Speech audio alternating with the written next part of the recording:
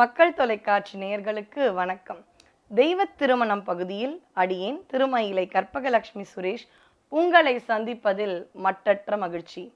அற்புதமாக உலகளாவிய புகழ்பெற்ற பிரசித்தி பெற்ற விவேகானந்தரின் குருவாக இருந்த புனித அன்னை சாரதை பரமஹம்சர் ராமகிருஷ்ணர் அவர்களுடைய துறவர திருமணத்தை பற்றி, அது என்ன புது பெயர் அப்படின்னு பார்த்தீங்கன்னா, துறவரத்திலும் திருமணம் கண்டு வெற்றியோடு இன்றளவும் பல பல மகன்களை ஈன்று, அதாவது உலகத்திலிருந்து அவர்களுடைய அந்த பூத உடல் என்பது இல்லை, ஆனால் அவர்களுடைய அருள் என்ற அந்த ஆன்மா இன்றளவும் இருக்கின்றது.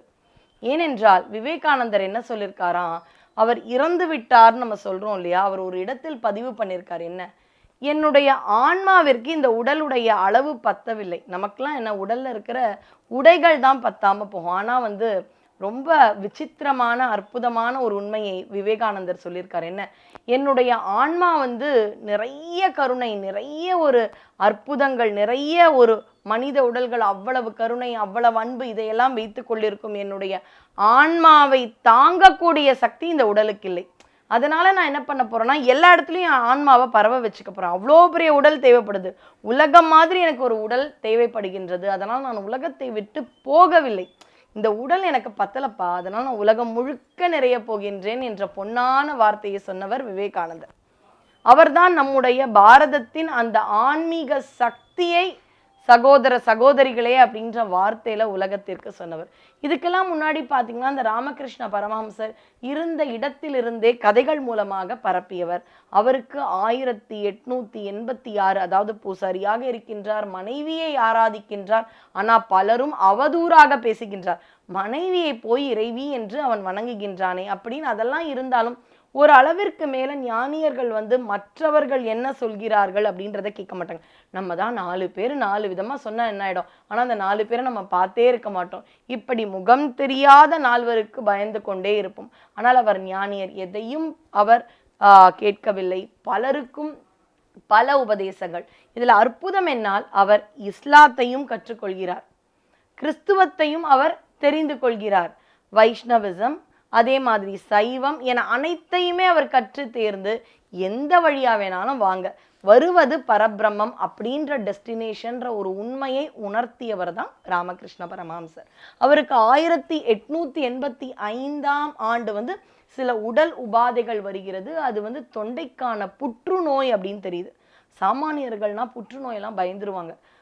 ரமண மகரிஷி சொன்னாராம், அவருக்கு கை இடத்தில் ஒரு புற்றுநோய் வரும் பொழுது அவர் சொன்னாராம், அது ஒன்றும் இல்லை, சுயம்பு லிங்கம் ஒன்று வந்திருக்கு.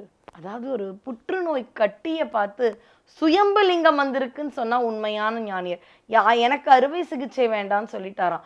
இல்லை நாங்கள் செஞ்சே ஆவோன்னு அவருடைய சிஷ்யர்கள் வற்புறுத்தினதுனால அறுவை சிகிச்சைக்கு ஒற்றுக்கொண்டாலும். ஆனா சொன்னாராம் மருத்துவர்கிட்ட, அனஸ்தீஷியாலாம் கொடுக்காதீங்கப்பா, என் உடம்பு பாயுது, என்னுடைய ஆன்மா இல்லை, அதுக்கு வலியெல்லாம் தெரியாது, அனஸ்தீஷியா என்ற மயக்க மருந்து கொடுக்காமலேயே அறுவை சிகிச்சை செய்யுங்கள்னு சொன்ன ஒரு ஆன்மீக பூமி தான் நம்முடைய பாரத பூமி.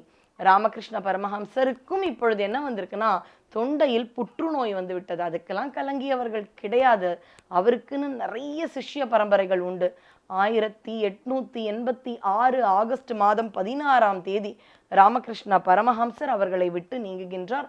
ஆனா அந்த திறம்பட இருக்கும் ஞானியர்களை பாருங்க, நம்மலாம் என்ன சொல்லுவோம், ஒரு கிராமத்திலிருந்து வந்த பெண், ஆனால் தெய்வ அம்சம் பொருந்திய சாரதை தேவி என்பவள். அந்த கணவனுடைய பணி என்பது, நீங்க பாத்தீங்கன்னா லௌகீக திருமணம்னா கணவனுடைய சொத்து இதையெல்லாம் திறமையாக ஆளுவார்கள், கணவனுடைய தொழிலை ஆளுவார்கள், கணவன் விட்டு சென்ற பணிகளை மேற்கொள்ளுவார்கள், கணவனோடு ஈன்றெடுத்த குழந்தைகளை எத்தனையோ தாய்மார்கள் பாரத நாட்டில் வளர்த்திருக்கிறார்கள். அது வேறு, அதுவும் தியாகம்தான். ஆனால் பாருங்க, துறவரத்திலும் கணவன் விட்டு சென்ற விஷயத்தை திறம்பட எடுத்த அந்த சாரதி தேவியினுடைய அந்த ஒரு தியாகமும் பெரிதும் போற்றப்பட வேண்டியது.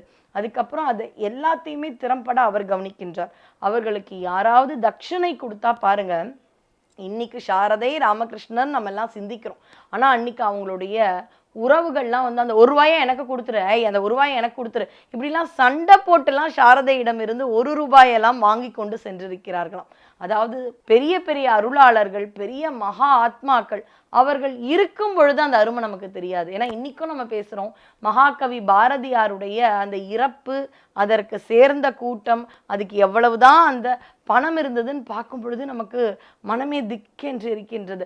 இன்னைக்கு அவருக்கு பெரிய நினைவிடம். ஒவ்வொரு சமயம் நம்ம எப்பெல்லாம் தன்னம்பிக்கையை விட்டுடுறோமோ அப்போ உண்மையாகவே அச்சமில்லை அச்சமில்லை அச்சம் என்பதில்லையே, இச்சகத்துளோர் எல்லாம் எதிர்த்து நின்ற போதிலும் அச்சமில்லை அச்சமில்லை அச்சம் என்பதில்லையே அப்படின்ற ஒரு டானிக்கா இருக்கிறது நமக்கு மகாகவி பாரதியினுடைய பாடல் வரிகள். ஆனா அன்னைக்கு அவர் வாழ்ந்த பொழுது திருவல்லிக்கேணியில நம்ம யாராவது அன்று வாழ்ந்தவர்கள் அவர்களுக்கு பெரிதாக தெரிந்தாரானா இல்லை. அதே மாதிரி ஹோலி மதர், டிவைன் மதர் அப்படின்னு இன்றளவும் போற்றப்பட வேண்டிய போற்றப்பட்டிருக்க அந்த சாரதா தேவியை அன்னைக்கு இருந்த உறவுகளுக்கு அவருடைய அருமையே தெரியாதான். இதில் வேற சிலர் தவறா வேற பேசினாங்களாம். ஏன்னா இந்த அம்மையாரை பாரு, இன்னும் அந்த கணவன் இறந்து போயும் தவறா நடந்து கொள்றாங்க. இந்த மாதிரி பல அவதூறெல்லாம் இருந்தது. அதையெல்லாம் ஞானியராக தாயாக இருந்த அந்த சாரதைக்கு எதுவுமே தெரியவில்லை. எந்த அளவு சாரதையின் மீது பக்தி கொண்டிருந்தாரோ விவேகானந்தர், அது மாதிரி விவேகானந்தரின் சிஷ்யையாம் நிவேதித்தையும் சாரதையோடு பக்தி கொண்டிருந்தார். அதுதான் ஒரு முக்கியமான விஷயம். அதாவது இவர் எப்படி கடவுளை தேட ஆரம்பித்தாராம் ராமகிருஷ்ணர், ஒரு முறை அப்படியே ஒரு அழகான விவசாய நிலத்துல படுத்துட்டு இருந்தாராம். சுத்திலும் பச்சை பசேல் என மரங்களும் அந்த கதிர்களும் இருந்தான். அப்படியே மேல பார்த்தாராம். அப்பன்னு பார்த்து கார் மேகமா, ஒரு கருத்த மேகமா இருந்தான். அந்த சமயத்துல அங்க 2 வெள்ளை கொக்குகள் பறந்ததாம். இங்க ஒரு அற்புதமான பச்சை, மேல ஒரு அற்புதமான நீல கருத்த நிறம், அங்க வெள்ளை வெளையரென கொக்குகள். இவ்வளவு அழகா இருந்தா நாம என்னங்க பண்ணுவோம்? கைபேசியில நம்ம முகத்தோட ஒரு போட்டோ எடுப்போம். இந்த காலத்துல சொல்லணும்னா செல்ஃபி எடுத்துப்போம் இல்லைங்களா? ஆனா அவர் நினைச்சாராம், இந்த படைப்புகளே இப்படி இருக்குன்னா அப்ப படைத்தவன் எப்படி இருப்பான் அப்படின்னு அவர் யோசிக்க ஆரம்பிச்சாராம். அதுதான் ராமகிருஷ்ண பரமஹம்சரின் ஆன்மீக தேடலின் தொடக்கம். அவர் ஆரம்பித்ததை எவ்வளவு திறம்பட, எங்கோ ஒரு கிராமத்தில் பிறந்த பெண்மணி டிவைன் மதராக அவருடைய சிஷ்ய பிள்ளைகளை திறம்பட, எல்லா இடத்துலயும் அன்பாலாம் இல்லை, எந்த இடத்துல கண்டிக்கணுமோ அந்த இடத்துல ஞானியர்களை கண்டித்திருக்கிறார்கள் சாரதை. அந்த வாழ்க்கை வரலாற்றினை படித்தோம் என்றால் நம்முடைய இல்லற வாழ்க்கைக்கு கற்றுக்கொள்ள வேண்டிய விஷயங்கள் நிறைய இருக்கின்றது. அதுதான் உண்மை. அப்படியாக அந்த பல திறமையான ராமகிருஷ்ணானந்தர், விவேகானந்தர் என பல ஞானியர்களை உருவாக்கி இன்றளவும் அந்த 2 அருளாளர்களின் பெயரில் பல தர்மங்கள் நடந்து கொண்டிருக்கின்றன. அதுதான் உண்மை. மருத்துவ வசதிகள் செய்து தருகிறார்கள், நிறைய கல்வி தானம் செய்கின்றார்கள். எவ்வளவு பள்ளிகள் ராமகிருஷ்ணர் பேரிலும் சாரதை தேவி பேரிலும் எவ்வளவு பள்ளிகள். நம்ம கல்யாணம் பண்ணி 2-3 குழந்தைகளை எல்லாம் தாண்டி உலகத்தில் இருக்கிற எவ்வளவு பிள்ளைகளை அவர்கள் அற்புதமாக உருவாக்கி இருக்கின்றார்கள்.